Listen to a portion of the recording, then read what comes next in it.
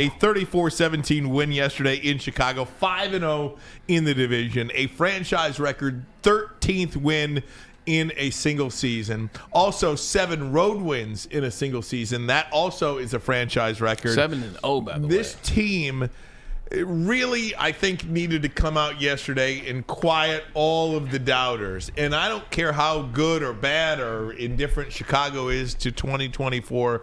That was a whipping yesterday. The score did not indicate to me how bad that game was. Lions jump out to a 20-0 lead, and the rest is history. I love how you said whipping. Yeah, that country, that South sound on the whipping, very strong. 100%. And this is the victory they had to have. This is what we talked about, Ryan, on Fox last week. This is what we talked about all last week in the show, Maz. It wasn't just about beating the Chicago Bears team. Yes, Caleb Williams has played much better this season. Looks like he's the guy. Yes, they have some defensive talent over there, and they tend to play well on defense. But this team is a team that's already melded in. They don't have a coach. They're not a collective as we speak right now. Detroit, you had to go into that game, and you had to show me what you could do on offense. And defense, I needed to see something too. And that's what you got. Defense, you got turnovers. When was the last time we've seen turnovers? Like, I saw 2 turnovers. I was like, oh, my God. Like, no interceptions, though. But still turnovers. Yeah. 100%. We'll get to that. But still turnovers nonetheless. You turn the ball over. You really take the soul of the team you're playing. And then on offense, they showed you what they could do. Jahmyr Gibbs, he cracked the 3-digit mark with 109 yards rushing. Amon-Ra St. Brown, the new duo for this team. They play well as a tandem. And Jared Goff, the guy that can't play outside. The guy that can't play when it's cold outside. The guy that has it. No, this is a guy that threw for 336 yards and 3 touchdowns. So, this is what the win was supposed to look like all the way around, and you got some players back. KG, you talked about Melifonwu. Like, it was exciting to see him back. So this is what it should look like, and I think the Detroit Lions have kind of put a lot of fans in this town and a lot of pundits around the nation at peace with saying, no, it's still them and the Chiefs. I got mad only once during the game, and it was the late second half, first half. Under a minute to go. Under a minute to go, you cannot let that happen. Arnold. You can't let Keenan Allen do that to you. You can't. You can't let these. I mean, what else do you expect him to do? Fair enough. Can I just say check him on the line? Can I just say one thing about that? Yeah. Here's why I will look at that as a moment in time and not a bigger indicator of something worse, is because it was Terry and Arnold and not like a Kendall Vildor or something like that. Like, Terry and Arnold will fix that. He has the talent to fix that. He has not done that all year long. You have not seen that from him, not even one time this year. So I will look at that as a moment in time, a lapse that will get corrected and will not happen again. If that's a lesser player that's out there because of injury, then I might have a little bit more concern about it. But because it was him, because of the year he's had, because I think he'll be better from that. And it didn't hurt him in the game. I agree with you, but all encompassing, I think it's okay. Yeah. Can I say a piece on why you're right? Maz, you know what happens a lot of times when you're a rookie? When you're a rookie, sometimes when you're lined up on certain individuals, it doesn't matter about what the time of the game is. It doesn't matter what the situation is in the game. Sometimes you get caught up in being a rookie, and you get caught up. Keenan Allen is one of the best wide receivers that's played over the last 8-9 years. Terry Arnold definitely knows who Keenan Allen is. He owns the Lions. 100%. So in that moment, I guarantee you, he forgot what the down was. He forgot that he could be susceptible to a double move, and he just locked in on – and he forgot. He had a rookie moment. He got excited in the moment. But like you said, with Aaron Glenn as the secondaries coach, with Aaron Glenn as the defensive coordinator and being a guy that's seen him before, you know they had that conversation in the locker room at halftime, and he was going to dial back in. So sometimes you get caught up in the moment. Keenan Allen's one of those really good wide receivers that, this is an opportunity to do something on one of those guys. So KG, he went forward and, he got cooked. It happens. No, I wanted to ask you because I heard it may have been a miscommunication between him and whoever the safety probably was iffy. Okay, no, I just wanted to ask Braylon, though. Could it have been a miscommunication? Why didn't you want to ask me? Oh, well, you right. One guy played in the NFL, so my bad, Ryan. My bad. Yeah, if he's calling plays now for if he's in there, sometimes you get miscommunication. If he's back first time in being in that situation, and then like, hey, look, if you want to mess around at the line, you can. I got you on overtop. And if that doesn't get communicated and that's what you think it is, he's thinking he has overtop help, maybe Iffy Melifonwu, and he doesn't. So he jumped around, and that could be what it was. I will tell you this. It kind of gave me a little shake because I remember Thanksgiving. I was there. And the Lions left so many points on the board. And then, of course, the Bears dominated the second half. And the Bears did go up and down the field in that second half again. And Caleb Williams is very elusive. I mean, see how close they got to getting him every single time. And the guy escapes. And the guy, I'm telling you, man, I still think that he's going to be a very good quarterback. I know you guys are down on him. But Ryan's down on him. But I believe that he's going to be one of the good ones. And he very well may be. I just don't know if it's going to happen for him in Chicago. They just have never figured it out. I think Eric Kramer is their all-time franchise leader in passing still. Yes. Eventually they got to get it right? Well, yeah. They The got to get the right coach eventually, and we'll see. I think so. Yeah, I mean, we'll see. You know, I mean, there's a lot of talent over there. There is, but again, how many times have you seen a lot of talent in different places and it just doesn't work out? Look how long it took the Lions. Organizationally, they're just not there. I mean, when you've got a president in Kevin Warren who is saying no to Jim Harbaugh because of a grudge that he holds when he was at the Big Ten, and you know, when you have a person in positions like that hold grudges, you can't run a business like that. Right. You just can't. So what else are you doing? That's not just a one-off situation. What else are you doing to sabotage your own organization for your own ego? That's all that is, to me anyway. As Lion fans, fine. We lucked out. Right.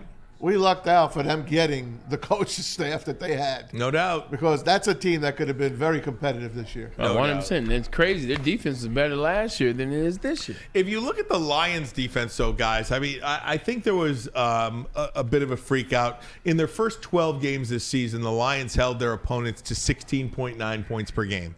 In the next two games, it was 39.5 points per game. And I think that was the freak out, right? That was the freak out. Braylon, you alluded to the fact that there was a lot going on in those two games. But yesterday you come back and you hold the Bears to 17 points. And much of that was, you know, they were trying to play catch up all day long. So that's where the yardage comes into it, in my opinion. But 17 points. You should win the game, and I think that was a really good job by the Lions defense yesterday. A couple of turnovers, couple of pressures. They did a nice job against Caleb yesterday. Yeah, in those two games, you know, you look at when the Lions jumped up to 39.8 points a game, it was a couple of things. One, you had a lot of injuries that happened in those 2 weeks. I mean, you pretty much depleted your defensive line. You're trying to pack work that. You're missing a DB as well. So and then offensive linemen as well. So when you look at that number, really how bad the defense was in that particular spot. And then also, the two teams that you played were the Green Bay Packers and the Buffalo Bills. Last time I checked, those teams were damn good. So it was just one of those situations. This week, they got some players back, most notably Ife Melifonwu and KG. We keep talking about that's your guy. They got him back, got some guys back on that defense, and they looked a lot better. They were able to address some issues. Remember, Dan Campbell, he didn't say it was about injuries why they lost to the Buffalo Bills. It was some plays, and it was some schematics that they needed to clean up. They cleaned those things up, and they attacked this game much differently. Most notably, getting those fumbles, getting those turnovers. Hey, 13 wins for the first time in franchise history. They have not lost on the road. They're the only team that has not lost on the road this year. They're still unbeaten against the NFC North. They're really a fantastic team, well coached, and these players have all bought in, and even with 22 guys injured, yesterday was a nice clean game. I was like shocked. I'm like, wow, there hasn't even been a timeout where an injured player has to limp off the field. Did you notice that? Yeah. We got away with one yesterday, finally. Maybe the sports injury football gods are going to shine some light on us for once. Maybe. I hope so, because we're definitely due for it. Yeah, 13 wins is tough. You know, I just wanted to talk about that for 2 seconds, before we jump back into the game. Like 13, let's not overlook that. 13 wins is a tough thing to accomplish. 12 wins is hard. Last year you accomplished 12 wins. You go 12-5. Had a couple opportunities last year, but hey, that was last season. You're at 13 wins a year later. Like, to be at 13 wins with everything that this team has had to endure, whether it's injury, whether it's whatever. To be at 13 wins with 2 games left in the season, man, it's a true testament to what Dan Campbell said he wanted to build here. He said he wanted to build the pillars here. He said he wanted to be grit. He said it was going to take 3 years. He said we'll do it the right way, as well as Brad Holmes. So 13 wins. Like, I got to 11, twice, and 11 is a lot of wins. 11 seems like a lot of wins until you realize 11, you probably don't close your division. At 11, you probably don't give your best chance to win the NFC or AFC title. 13 wins? Coming off a 12-win season, this is the type of things that Super Bowl winning coaches and coaches that you start to put in that category. They do. And talking about the head coach, here's Dan Campbell talking about just keeping it simple, going back to the basics, and really putting the foot on the throat of the Chicago Bears. The two most important things for me was I wanted to see us play Detroit football, and I wanted to win. That was it. I gave no other stipulations. Now we have all the, offensively, defensively, we have the keys to victory over that. But basically, that's what I saw. I just wanted to see our identity take shape, and I wanted to win this game, and we did that. So now we're back on our feet. Everything needs to be involved to get the whole person and the whole player. So I love where we're at. We got a lot to clean up, but we have a resilient group, and like I said, every game may be like today was. And what I mean by that is it may not be the cleanest. We just got to win. We just got to win and get more efficient at winning with where we're at. And so this was a good step that way. And that's all that matters, right? I mean, that you have one more point on the scoreboard than the other team. That's all that matters. The penalties, you got to clean those up, like he was saying. That's obviously, and especially the silly penalties. And we can go ahead and talk about this right now. I didn't want to talk about it in the first segment, but you don't have to. You might as well do it. Jameson Williams, I love this kid. I absolutely love him. He cannot with the personal fouls anymore. But I don't even know what he did. Well, he threw the ball at the player's feet. Tariq Stevenson, and that goes back to Thanksgiving and all that. But I don't know if anybody saw 2 points about this. On the broadcast, Dan Campbell grabbing him, pulling him in close, and coaching him. I'm not going to say yelling at him. 30 seconds. I'm not going to say yelling at him because he wasn't yelling at him. He was coaching him hard. Yep. And even more importantly than Dan Campbell coaching him was, did you see the way that conversation ended? Jameson Williams took the coaching. And I just don't think you may take that for granted. Yeah. But when you got a 22, 23-year-old kid, today's kid, not when you were 23 or the way it was when we were younger, a 22, 23-year-old kid does not take coaching or somebody talking to them sternly quite like Jameson Williams did yesterday. And I think you've got to give him credit for that. Not only that, but obviously coming back and catching the 82-yard touchdown pass. And he got right back in there. It didn't bother him at all. But I just thought that whole situation, all-encompassing situation, was so well done on all parts. And that is, you talk about culture. Yeah. That's what the culture is right there. You screw up. You're accountable for it. You come back, heads in the game, and you make plays. That's what the culture of the Detroit Lions is. That was a beautiful moment between Dan Campbell and Jameson Williams. It was a beautiful moment for people to watch at home, to see how this thing can look, how it can be. You know what else was a beautiful moment? When it happened with Antoine Randall 2 weeks ago. It was another beautiful moment when he did that. You know what else was a beautiful moment? When Dan Campbell has gone to the podium how many times to defend Jameson Williams? I have been the most supportive person of Jameson Williams on this show. Is that fair to say, Ryan? Yeah, besides me. Absolutely. Well, you weren't on the show when he first got drafted. Well, that's true. I've been the most supportive person. I've always told you, give him the benefit of the doubt. You see what this is, blah, blah, blah. This can't keep happening. And the reason why it can't keep happening is because Dan Campbell has to go to the podium yet again to defend his guy yet again. Jameson Williams has now been on the team 3 years. He's now been in enough big-time games. He's now been in enough big-time moments. He's had enough happen to him that you got to be able to see when your coach goes to the podium for you and he's lobbying on your behalf, you can't come out and then have another instance or another instance. And I understand what happened in the Chicago Bears game on Thanksgiving Day. I understand what happened. Look, you get into the emotions, things like that. Old boy was on some BS the whole time. But at some point, your head man can't keep going to the podium for you. He can't keep going and say, I got his back. And he's not doing anything egregious, but it's the fact that how many other players on this Detroit Lions team is Dan Campbell having to defend, 3-4 times a year? So that's where I think I need Jameson Williams to help his team out, help his guy out, that he doesn't have to worry about number 9 because there are other pressing matters that will happen at the end of the year, especially once you get into the playoff. Nothing crazy, just help your guy out. Here's after the game, Stacey Dales with Jameson Williams. Lions receiver Jameson Williams, you and I talked on the phone this week, right? Yeah. leading up, and I was like, you're going to have a monster day. You didn't need me to tell it, but that was Smash Mouth. What'd that feel like? It felt awesome, coming out here, having a big game, getting a big win. That's the most important thing, getting a win.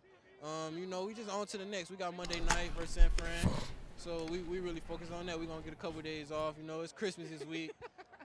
Spend some time with your family. Happy holidays to everybody, And you gave us a holiday gift. You were flying on the 82-yard touchdown. That's a career high for you. Yeah. Take us through that play and your speed. It's really we waiting on the safety. If he got to choose, we got to cross it for him. If he bite on the crosser or if he flat-footed, my quarterback got to trust him. He gonna throw it up, and that's what he did. I just got to make the play. That's it. Are you aware of Antoine Randall L? Actually, I have it here for you. He turned up. Yeah, Coach. Yeah, Coach. I ain't know nothing about that, though. I ain't see that. I ain't know nothing about that. He was chasing you down the sideline. What's it like seeing your receivers coach, a guy who played in the league, the way he did, celebrate you like that? That's big, man, because, we look for explosives in our offense. And, it got to come.